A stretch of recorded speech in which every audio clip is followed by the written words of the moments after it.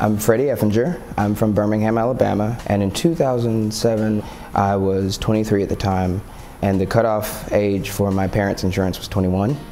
So I was kind of in between, hoping that I would get to the job position where I could have employer insurance. Young people that don't have insurance really are just one accident, one catastrophic illness away from a disaster for the rest of their lives. In the summer of 2007, this pain that started growing began to get a little unbearable, and so I visited an emergency room.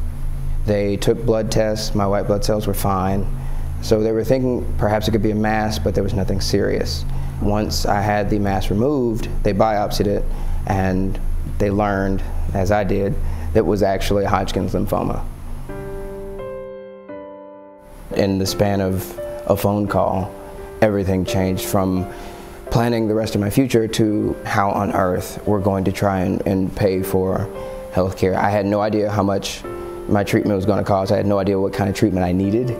I just knew that it was getting bad. A doctor told me that chemo treatments can be as much as tens of thousands of dollars per treatment. He also told me that the course that he would recommend for me, initially just looking at my case, would be 6 months of 12 treatments. I called the hospital. I spoke with the accountant, and I told her, I'm terrified that this thing is going to kill me, and I can't afford to be treated. What am I supposed to do? And I begged them, literally begged them for my life. The hospital had a program. However, to qualify for it, I had to be declared indigent. And after declaring me indigent, I was allowed then to receive treatment from the hospital without charge. I had to beg for my life, but after begging, the hospital said yes, and I'm alive today. I have bills, I have debt, but I'm alive. But there were individuals that the hospitals would have told them no.